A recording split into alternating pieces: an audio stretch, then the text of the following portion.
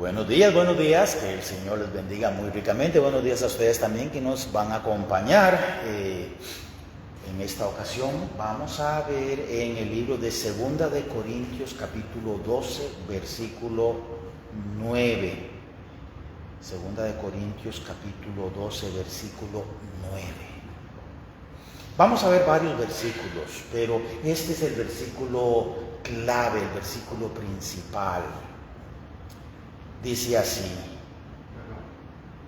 Segunda de Corintios, capítulo 12 y el versículo 9. Segunda de Corintios 12, 9. Dice así, y me ha dicho, bástate mi gracia, porque mi poder se perfecciona en la debilidad. Por tanto, de buena gana me gloriaré, más bien en mis debilidades, para que repose sobre mí el poder de Cristo. Ahorita vamos a analizar entonces un poquito acerca de qué es lo que estaba pasando en la vida de Pablo para que él pudiera dar este versículo, para que él escribiera ese versículo, obviamente inspirado por el Espíritu Santo. Es un versículo que a través de los años ha bendecido a gran cantidad de personas, a través de los siglos más bien sería. Pero vamos a orar un momentito. Padre bendito, ya nos disponemos a estudiar tu palabra. Te rogamos en el nombre de Cristo que tú abras nuestros ojos, que abras nuestro entendimiento y que tú me des el poder tuyo para poder expresar lo que tú quieres en esta mañana. En el nombre de Cristo Jesús. Amén. Como introducción voy a contarles qué es lo que estaba pasando. El apóstol Pablo fue el escritor más prolífico, o sea, que escribió más libros en el Nuevo Testamento. Antes de que Pablo fuera conocido como Pablo, se llamaba Saulo.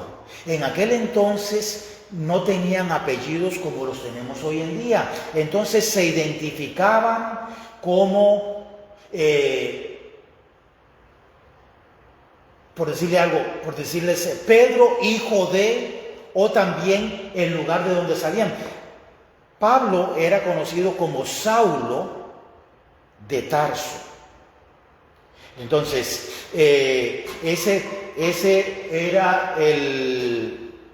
así era conocido él, Saulo de Tarso. Saulo persiguió la iglesia del Señor.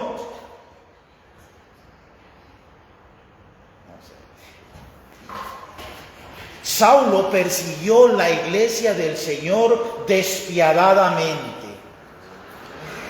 Se le apareció el Señor Jesucristo cuando iba de camino a perseguir a un grupo de cristianos. Entonces, él iba con una caravana.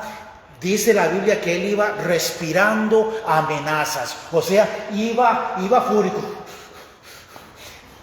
con destino a perseguir a unos cristianos. Durante esta travesía, se le apareció el Señor Jesucristo. Y dice la Biblia que apareció una luz que era más brillante que el sol. Esta luz lo dejó ciego y él cayó al suelo. Y oyó una voz que le decía: Saulo, Saulo, ¿por qué me persigues? Saulo no sabía quién era y le dice: ¿quién eres, Señor? Y la voz esta le dijo: yo soy Jesús de Nazaret, a quien tú persigues. A partir de ese momento, Saulo tuvo un primer encuentro con Jesús. Entonces le dijo: vete a un lugar que yo te indicaré. Y allí voy a enviar a un hombre, Ananías, que va a hablar contigo. En ese momento, cuando Ananías habló con Saulo, comprendió el Evangelio, comprendió quién era Jesucristo. Y dice la Biblia que de sus ojos cayeron como unas escamas. Más o menos como el concepto de los primeros lentes de contacto. Si sabes qué son los lentes de contacto, ¿verdad? Son unos lentecitos, ¿verdad? Que la gente se pone en vez de utilizar los lentes. Sí, uno se los pone ahí. Entonces, se le cayeron esos lentes de contacto que más bien estaban impidiendo que él viera. Y por fin aprendió y comprendió quién era Jesucristo. Con los años, o tal vez a raíz de esto, Pablo tuvo problemas de vista, tuvo problemas de visión, él no veía bien. En algunas ocasiones, cuando él estaba escribiendo, dice: mirad con cuán grandes letras os escribo. Era que literalmente Pablo dictaba y había una persona que escribía la gran cantidad de sus cartas, pero en una ocasión él quería escribir de su puño y letra, pero como no veía bien, posiblemente que padecía algún tipo de miopía, de astigmatismo, ok, de astigmatismo, así miopía es que no pueden ver de lejos, entonces tenía que acercarse para escribir. Alejarse. No. No, eso que uno hace esto para ver mejor. Bueno, No, pero esto es que él, para poder ver, tenía que escribir con letras más grandes. De hecho, yo conocí un abogado. Creo que no le traducí, pero traduje en las cortes cuando era traductor jurídico, y él estaba ejerciendo para sus clientes y padecía de eso. Él tenía que tomar sus notas y verlas, pero era que casi pegándole la nariz, y unos anteojos gruesos, pero era un buen abogado, pero sí, sufría de eso. Me imagino que él, para poder estudiar, tuvo que haber tenido un formato alternativo. En la educación se le llama formato alternativo, que es letras más grandes, ¿verdad? Y las hojas y las asignaciones con letras más grandes para que ellos lo puedan ver. Posiblemente que tenía que estar cerca del pizarrón para poder ver el pizarrón cuando la maestra o el maestro estaba dando sus lecciones. Entonces, este era Pablo.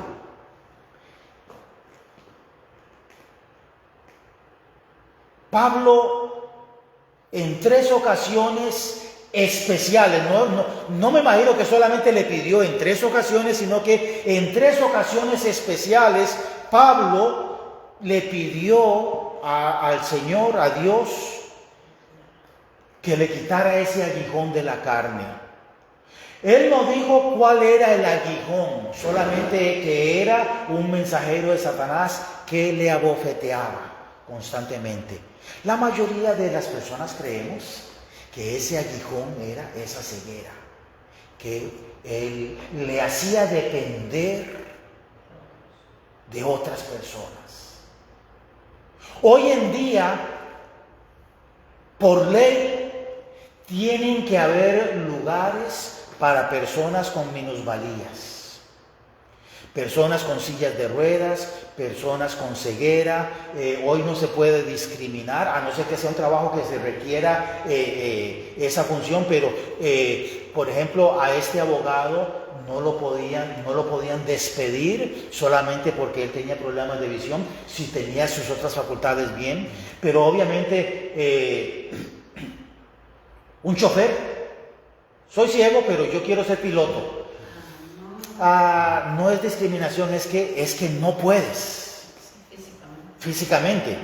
Pero por ejemplo, una persona ciega puede hacer trabajos donde no se requiere la vista. Hay ciertos trabajos en donde no se requiere la vista. Muchas veces es tacto. Entonces lo pueden hacer. O audición, oír y retransmitir, en fin. Si es una persona, por ejemplo, que sabe 2 idiomas, entonces, aunque sea ciego, puede oírlo en español y decirlo en inglés, o oírlo en chino y decirlo en alemán. No hace falta necesariamente la vista. Entonces, Aquí Pablo decía, en 3 ocasiones le he rogado a Dios que quite este aguijón de mí, que me está abofeteando. Pero la respuesta que Dios siempre me ha dado es, bástate mi gracia, porque mi poder se perfecciona en tu debilidad. Nosotros muchas veces cuando decimos, esto lo puedo hacer yo, nos metemos en problemas y tenemos que aprender a someternos a el poder de Dios. Había un evangelista que yo conocí, bueno, todavía lo conozco, él decía, la gente me tiene lástima, él es ciego, la gente me tiene lástima porque yo soy ciego. Pero yo les digo a ustedes que la ceguera ha desarrollado en mí una dependencia de Dios que ustedes no pueden adquirir nunca. Voy a darles el ejemplo. Dice, cuando yo tengo que ir a la tienda y no hay nadie que me ayude, porque él no tiene un sirviente 24 horas, entonces algunas veces se le acababa algo y necesitaba ir a la tienda. Caminando. Sí. Y esto era mucho antes de Uber. Mucho antes de Uber. Entonces él decía, Señor, en este momento tengo que ir a la tienda. Te ruego en el nombre de Cristo que me ayudes, que me protejas de accidentes. Tengo que cruzar calles, que me protejas de maleantes porque me van a ver caminando. A él no le gustaba andar con bordón, no le gustaba. Pero me imagino que en ciertas ocasiones pues tenía que utilizarlo. Pero Señor, que me protejas, que me lleves con bien, que pueda encontrar el producto, porque los productos, él tenía que, me podría ayudar, necesito esto, y alguien tenía que dárselo porque no podía sentirlo, ¿verdad? No, la mayoría de los productos son lisos, no tienen para leer. Él era muy bueno para leer en braille. ¿Saben qué es braille, verdad?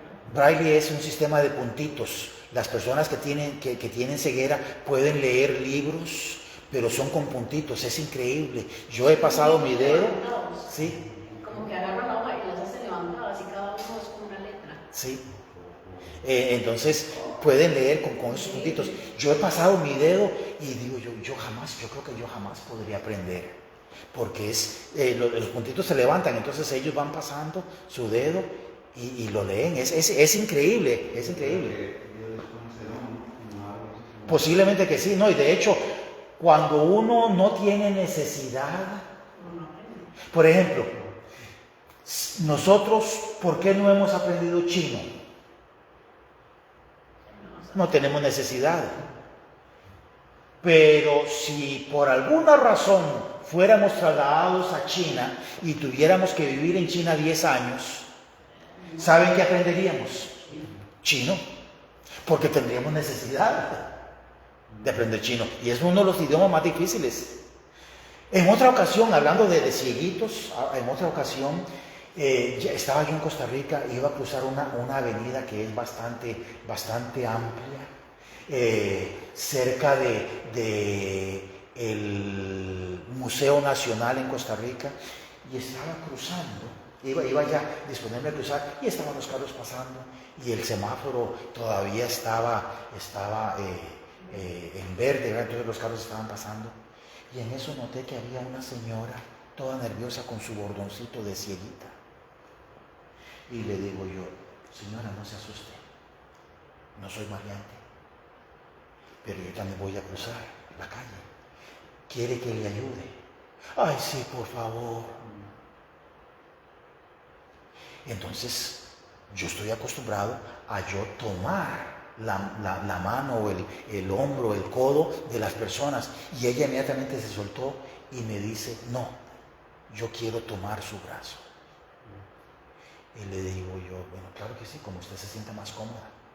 Entonces yo extendí mi brazo, ella me lo tomó fuertemente, y cruzamos la calle.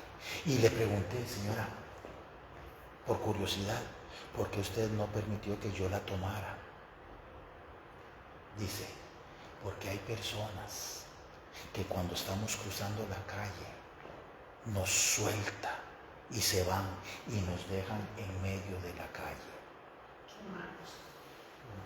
¿Te imaginas? La Biblia dice, no pongas, en la ley de Moisés decía, no pondréis tropiezo a los ciegos. Es una ley que es obvia, pero había gente, ahí viene el ciego, y ponían un palo para que el ciego se tropezara. Eso era antes de que inventaran los bastones. Entonces, la Biblia, Moisés, Dios le inspiró a Moisés, dice, yo les prohíbo a ustedes que le pongan estorbo al ciego, porque el corazón del hombre es engañoso y perverso. Y hay personas que se deleitan ver a un ciego tropezarse y caer y lastimarse. Hay personas que se deleitan hacer bromas de los sordos. Hay personas que les encanta hacerle la vida imposible a las personas en sillas de ruedas, porque nuestro corazón, por causa del pecado, es engañoso y perverso. Pero continuamos entonces con nuestra historia, aquí con Pablo. Dice la Biblia entonces que Dios le dijo, bástate mi gracia, porque mi poder se perfecciona en tu debilidad. Nosotros, cuando nos sentimos suficientes, cuando nos sentimos fuertes, no dependemos del Señor. Tenemos que aprender a depender del Señor cuando somos débiles. Entonces, vamos a hablar acerca de la gracia. Bástate en mi gracia. La gracia del Señor es suficiente al ser concebidos. En el Salmo 139, 16. Son varios versículos que vamos a buscar, así que los pueden apuntar. No tienen que leerlos ahora, pero el Salmo 139, 16 dice, mi embrión vieron tus ojos, y en tu libro estaban escritas todas aquellas cosas que fueron luego formadas, sin faltar una de ellas. Dios nos conoció a cada uno de nosotros desde que fuimos embriones. Ahora se pasó una ley, se eliminó una ley que era el derecho a asesinar bebés no nacidos. Si yo digo aborto, se disminuye el peso de lo que es el aborto, pero se eliminó el derecho que tienen las mamás a matar, a triturar, a desmembrar a sus bebés en su vientre antes de que nazcan. Pero aún estos millones de bebés que fueron desmembrados, que fueron triturados, que fueron cercenados, aún estos bebés fueron vistos por Dios. Y lo único bueno que tiene el aborto es que estos bebés están en la presencia del Señor. Están en el cielo. La gracia del Señor, bástate mi gracia también a la hora de crecer. Lucas 2:40 nos da una ilustración de lo que pasó con Jesucristo, y dice la Biblia que acerca de Jesucristo, y el niño Cristo crecía y se fortalecía y se llenaba de sabiduría, y la gracia de Dios era sobre él. Este es un caso único de Jesucristo, pero todos nosotros logramos crecer y desarrollarnos, y hemos alcanzado lo que hemos alcanzado por la gracia de Dios. Hay personas en este mundo que están sufriendo, que están siendo perseguidas. Aún así Dios les da la gracia para poder sobrevivir y poder sobreponerse a estas dificultades tan grandes. Bástate mi gracia también al vivir. En Josué 1:9 nos da un mandato para los cristianos. Para los creyentes, Josué 1:9 dice: mira que te mando que te esfuerces y seas valiente, no temas ni desmayes, porque Jehová tu Dios estará contigo a donde quiera que vayas. Qué hermoso. Dios promete estar con nosotros a donde quiera que vayamos. La gracia, bástate mi gracia. ¿Cuándo? Al ser concebidos, al crecer, al vivir. Pero la gracia de Dios se manifiesta ya plenamente al ser salvos, al ser hijos de Dios, al aceptar a Jesucristo como Salvador personal. Juan 3:16. Estamos empezando a aprender Juan 3:18, Juan 3:16, el versículo más conocido en todo el mundo. Porque de tal manera amó Dios al mundo. Uno de los secretos de entender la palabra de Dios es aplicarla a nosotros mismos. Yo recuerdo cuando yo estaba recién convertido y me dijo un pastor: pon tu nombre allí. Entonces, porque de tal manera amó Dios a Fran, a mí. Pon tu nombre en Juan 3:16. Porque de tal manera me amó Dios a mí. ¿Qué? Que ha dado a su Hijo unigénito. ¿Quién es su Hijo unigénito? Jesucristo. Porque de tal manera me amó Dios a mí, que dio a Jesucristo, para que todo aquel, ¿quién? Yo, para que si yo creo en Él, no me pierda, mas tenga vida eterna. Cuando uno lo pone en primera persona, el significado es más personal.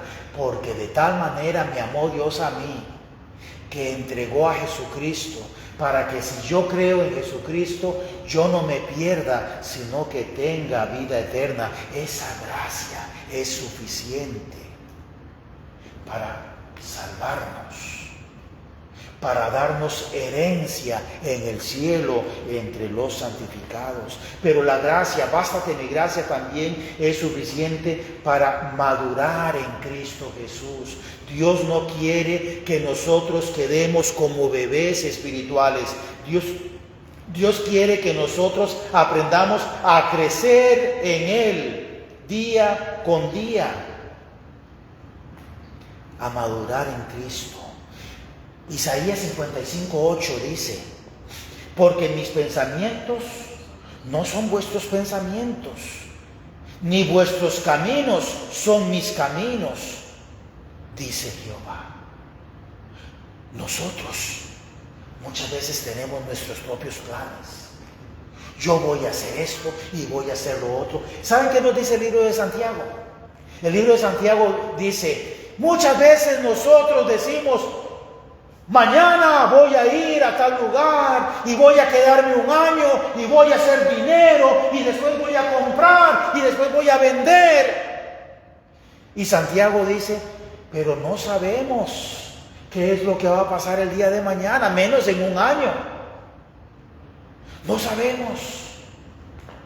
Entonces Santiago dice: más bien lo que ustedes deben de decir es: si Dios lo permite, si Dios quiere, si Dios en su gracia me concede, yo quisiera hacer esto y quisiera hacer lo otro, y ponerlo en oración en sus manos. Y mira que te mando que te esfuerces y seas valiente. No debemos de llegar y simplemente decir: Señor, esto es lo que yo quiero, y esperar a que Él nos lo sirva en bandeja de plata. No, tenemos que esforzarnos y ser valientes, pero tenemos que aprender a madurar en Cristo Jesús y reconocer que los planes que yo tengo para mí no son necesariamente los planes que Dios tiene para mí. Y tengo que aprender a sujetarme a su gracia. En otras palabras, estos son mis pensamientos y estos son mis planes. Esos son los pensamientos de Dios y esos son los planes de Dios. Dios, hagamos una cosa, mitad y mitad. Hagamos la mitad de lo que yo quiero y la mitad de lo que tú quieres. En Costa Rica a la palabra calabaza le llamamos ayote. Y hay un dicho en Costa Rica, los costarricenses que me vayan a ver por acá van a reconocerlo. Vamos a partir el ayote por la mitad. O sea, vamos a partir la calabaza por la mitad. Entonces perdemos mitad y mitad, Dios. La mitad de lo que tú quieres y la mitad de lo que yo quiero. No. Porque cuando nosotros hacemos la mitad de lo que nosotros queremos, arruinamos el plan de Dios. Gracia, mi gracia, bástate mi gracia a la hora de madurar, decir, Señor, entrego todo entrego a ti, dice un canto. La gracia de Dios es suficiente también al tener problemas. Jesucristo dijo, en el mundo tendréis aflicción. Pero no se preocupen, yo he vencido. No se preocupen, yo he vencido. Entonces, vamos a tener aflicciones, vamos a tener dolores. Los trabajos algunas veces se van a complicar. Los estudios se van a complicar. Las relaciones familiares se van a complicar.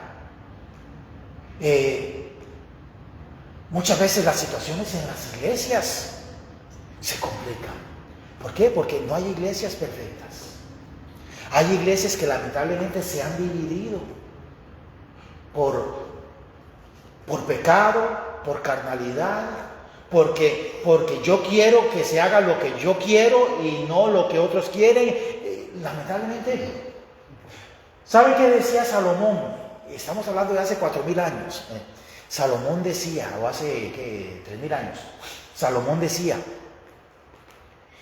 en todo tipo de problemas he estado, en la sociedad y en la congregación, porque el pueblo de Israel estaba lejos de ser un pueblo perfecto, aún el mismo pueblo de Israel. Entonces, la gracia de Dios, bástate mi gracia en los problemas. Sé que estás pasando por un problema bastante difícil, pero bástate su gracia. El Señor tiene control y un día Él va a darte la victoria. Hay otro salmo muy hermoso que dice, irá andando y llorando el que lleva la semilla, mas volverá a venir con regocijo trayendo sus gavillas, o sea, trayendo los frutos. Este mundo está lleno de aflicción y de dolor. ¿Te acuerdas lo que estuvimos hablando en la casa de Garrett? De por qué hay aflicción. Hay varias razones de por qué hay aflicción en este mundo, pero la razón principal por la cual hay aflicción en este mundo es porque vivimos en un mundo caído y Dios maldijo a este mundo por causa de Adán y le dijo, Adán, ahora este mundo va a producir espinos y cardos.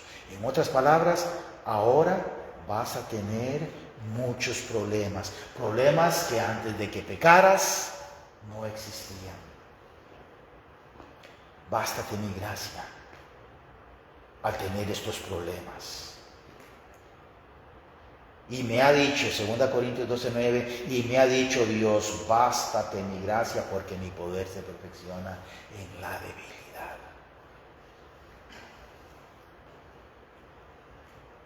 Bástate mi gracia al morir. Nosotros no sabemos qué es lo que va a venir después de la muerte, excepto lo que Dios nos ha dicho. Entonces, ¿qué nos ha dicho? ¿Cómo? Vamos a ir al cielo. ¿Sí? Entonces, ¿qué es lo que nos ha dicho Dios después de la muerte? Bueno, vamos a verlo en un segundito. Entonces, al morir, bástate mi gracia al morir. En Filipenses 1:21 dice, porque para mí el vivir es Cristo y el morir es ganancia. Entonces, ¿qué sabemos de la muerte? Sabemos de la muerte que para el cristiano que ha vivido para Cristo, el morir es ganancia. El morir es ganancia. Y ahorita vamos a ver por qué es ganancia para el cristiano. Al morir, bástate mi gracia al tiempo de morir. ¿Por qué? Porque cuando nosotros morimos, una vez que estamos ausentes en el cuerpo, es estar presentes al Señor. Ausentes en este cuerpo es estar presentes ante el Señor. 2 Corintios 5:8 dice, pero confiamos y más bien quisiéramos estar ausentes en el cuerpo, pero presentes al Señor.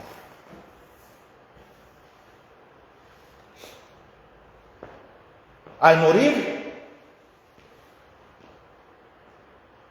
vamos a reconocer por su gracia que es ganancia. En general, la gran mayoría de las personas que nosotros conocemos, aún nuestras vidas con todos los problemas que tenemos, y la gran mayoría de las personas que nos están viendo, que nos van a ver, sus vidas realmente no son tan difíciles. ¿Ustedes se imaginan lo que es levantarse después de una noche en vela, porque hay guerras, porque hay hambre, porque hay enfermedad, y tener los hijos al lado llorando por hambre y saber de que no hay una devastación tan grande que uno como papá, aunque está deseando poder proveer para ellos, o como mamá, no puede porque no hay comida, no hay animales, no hay nada, y ver que los hijos ya ni tienen fuerza para levantarse. Hay una fotografía de hace muchos años, estamos hablando de esa fotografía, tal vez tiene unos 30 años. Un fotógrafo fue a un área devastada en África y había un niño o una niña, no se sabe, negrito o negrita, estaba en posición fetal, o sea, ya sentadito o sentadita, flaquito, la cabeza inmensa, las costillitas, estaba desnudo o desnuda, las costillitas, y un fotógrafo tomó la fotografía, y había un buitre esperando a que muriera. Es más, los buitres ni siquiera esperan a que muera. Los buitres lo que esperan es hasta que la persona ya no se pueda defender. Cuando ya no tiene fuerza. Todavía están vivos, pero ya no tienen fuerza para quitárselos. ¿Y saben qué es lo que hacen los buitres? Primero se comen los ojos. Están en vida. Las personas todavía están en vida, pero ya no tienen fuerza para levantar sus brazos y defenderse. Y lo primero que hacen es, en vida, les sacan los ojos porque es lo primero que les gusta. Y después empiezan a comérselo en vida.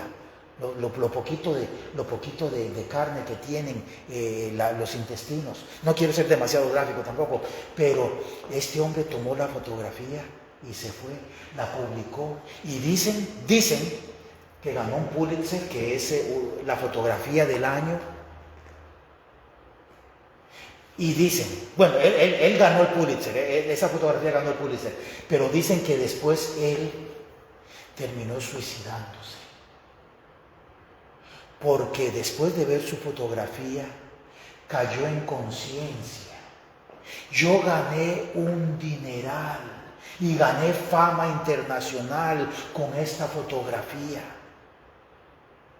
Y dicen que él dijo, ¿en qué estaba pensando yo? ¿Por qué después de tomar la fotografía no tomé a este niño y me lo llevé por lo menos para intentar salvarlo y por lo menos para darle una sepultura? Por lo menos para que muriera en los brazos de una persona que le estaba dando un poquito de amor y no en las fauces, las garras y el pico de un buitre. Ay, qué difícil.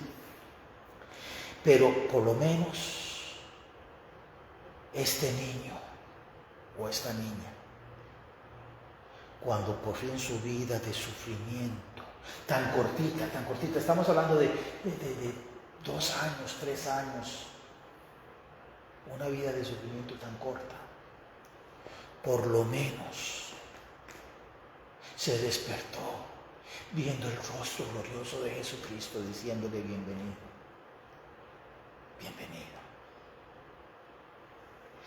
Y una vez que este niño y que todos los creyentes, cuando recibimos esa gracia de Dios suficiente a la hora de morir, al llegar al cielo, ya no va a haber más separación, ya no va a haber más lágrimas, ya no va a haber más dolor. Vamos a recibir las recompensas que nos hemos ganado. Vamos a casarnos con el Cordero de Dios. Dice la Biblia que un día nosotros somos conocidos como la iglesia. La iglesia es la novia de Cristo. Un día vamos a dejar de ser novia de Cristo y vamos a pasar a ser esposa de Cristo. Bástate mi gracia a la hora de llegar al cielo. Vamos a tener moradas eternas. Me imagino que desde que llegaste aquí a Estados Unidos has vivido en muchas casas. Sí. Nosotros en nuestro matrimonio hemos vivido en muchas casas. Mi esposa como hija de misionero ha vivido en muchas casas. Pero ¿saben qué? El día que lleguemos al cielo, ya nunca más nos vamos a tener que pasar.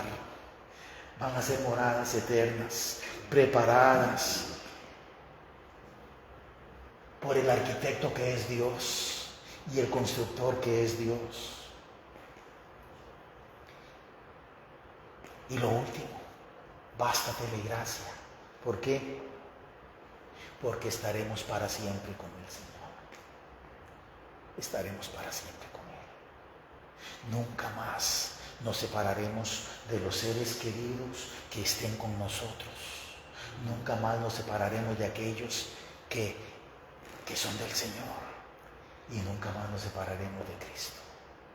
Bástate mi gracia, porque mi poder se perfecciona en tu debilidad, y nuestro poder se perfecciona en su poder, en el poder de Dios, que venció la muerte, para que nosotros pudiéramos tener vida.